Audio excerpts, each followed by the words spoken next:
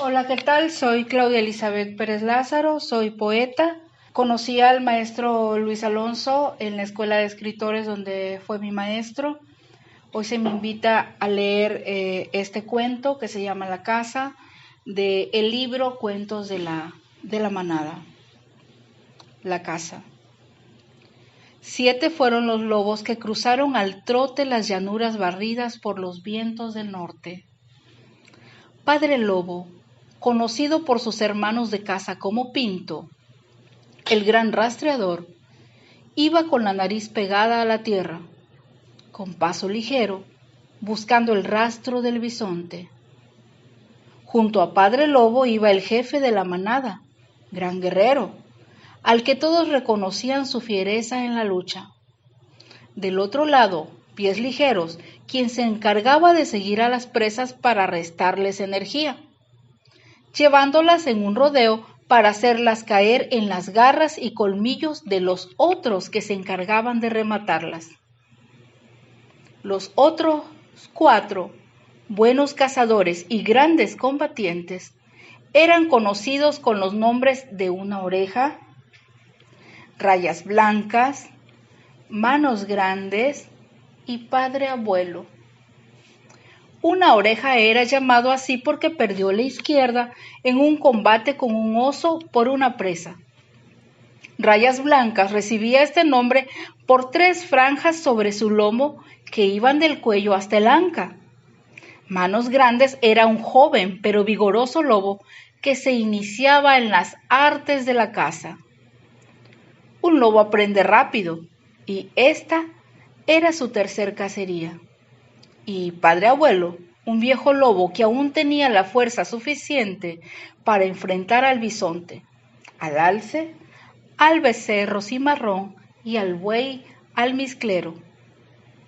En la vasta pradera sus cuerpos eran como puntos para el ojo del gavilán. Desde lo alto buscaba su alimento. No tardó mucho tiempo para que Padre Lobo encontrara el rastro buscado y los puntitos en la pradera quebraron su ruta, aligerando su marcha hacia una colina. Conforme se acercaban a la loma, disminuían el paso, pegando el cuerpo a la tierra. Al llegar a la cima miraron lo que había del otro lado. En un ancho valle que se perdía al horizonte, vieron el rebaño de bisontes que jamás Ojo de Lobo había visto antes. Así lo dijo Padre Abuelo, quien conocía la historia antigua y tenía todo el derecho para hacer tales afirmaciones. Los lobos, con el cuerpo pegado a la tierra, se ocultaban entre el zacate, mirando extasiados los cientos y cientos, miles o quién sabe cuántos y cuántos de aquellas bestias de gallardo porte, todas bien alimentadas, mareándose con tanto número. Entonces habló Padre Abuelo con sabiduría y dijo que no debían mirar al grupo, sino que centraran el interés de todos en uno solo, de preferencia uno que no pudiera mantener el paso del rebaño, y contra él dirigir todas las fuerzas. Pero primero había que separarlo del grupo. Gran Guerrero tomó entonces el mando. Padre Abuelo tiene razón, dijo, pero no vamos a perder nuestro tiempo tratando de localizar la res que nos conviene. Tenemos que actuar en acuerdo. Dividámonos en 2 grupos y acosemos al rebaño desde 2 flancos. Si hacemos que corran en direcciones opuestas, separando un pequeño grupo, y luego hacemos lo mismo con este para que nos quedemos con uno y lo atacamos hasta que caiga rendido. Gran Guerrero miró los 6 pares de ojos que en silencio aprobaron sus palabras y acto seguido, como si siguieran las indicaciones de una voz callada, se dividieron tal como dijo el jefe. Gran Guerrero, Pies Ligeros y Gran Rastreador, Padre Lobo, tomaron el camino de la izquierda, mientras que Una Oreja, Rayas Blancas, Manos Grandes y Padre Abuelo se fueron por la derecha. Cuando estuvieron colocados de acuerdo a la estrategia, el jefe lanzó un aullido y anunciando el inicio del ataque, los búfalos, sin saber quién los atacaba y por dónde, comenzaron a correr, haciendo que el rebaño girara como si las bestias fuesen fichas de un juego titánico que revolvían manos invisibles. Los lobos aparecieron en lo alto de las colinas, dirigiéndose a todo correr al centro de aquella infinita masa de cascos y cornamentas que enderezó el tropel y se lanzó a la huida. Los cascos atronaron el aire y el ruido se derramó más allá de las colinas.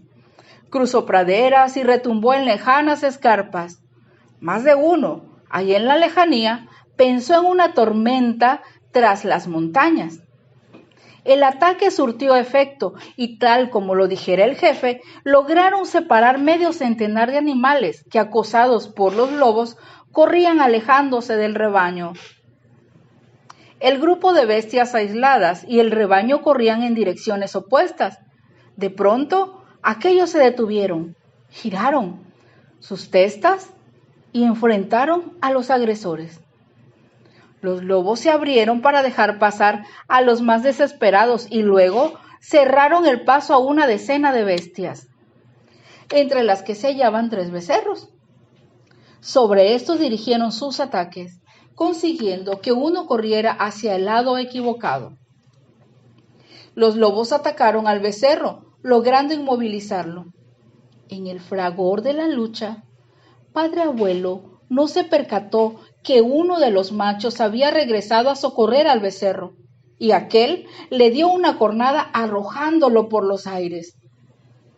El intento del macho por defender al becerro resultó inútil, pues éste ya no pudo ponerse de pie. El corpulento macho regresó al rebaño sin dejar de mugir, llamándolo inútilmente. Sin embargo, su ataque dejó muy malherido a Padre Abuelo.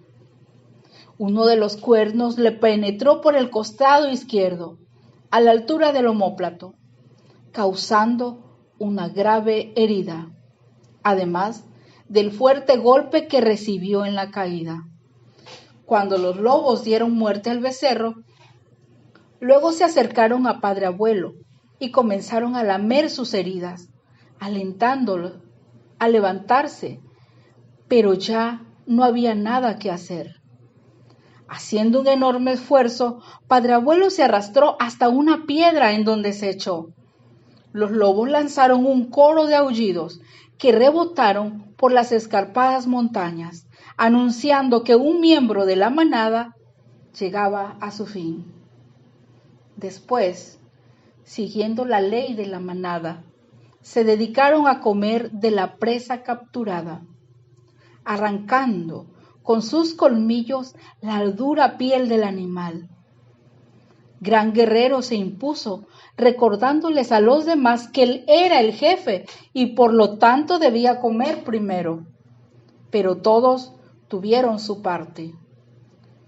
Una vez satisfecho el hambre y por la parte que llevarían a sus familias, emprendieron el regreso. Aún no los perdía de vista y Padre Abuelo, haciendo un último esfuerzo, lanzó un aullido de despedida. Los lobos se detuvieron a contestar. Algún día ellos también lanzarían el último aullido y quedarían solos para ser presa del puma o del oso. Así pagarían a Manitú la gracia de haberles permitido vivir como verdaderos lobos. De nuevo, el veloz gavilán miró desde el cielo aquellos puntitos que se movían en fila, en sentido contrario a la primera vez. Eso significaba la posibilidad de hallar comida y el gavilán dirigió su vuelo hacia donde había quedado Padre Abuelo, mientras el sol se ocultaba tras las colinas. Gracias.